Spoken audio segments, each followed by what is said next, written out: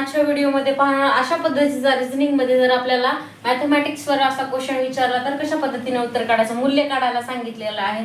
तर 7 + 33 किती झाले, 40 झाले. गुणिले जशास तसा 44 भागिले 2 किती आले, 22. गुणिले जशास तसा तर किती, 5 5 25.